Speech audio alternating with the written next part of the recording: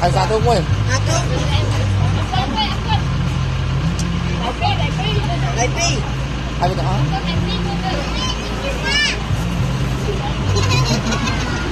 Tôi bây giờ đi qua.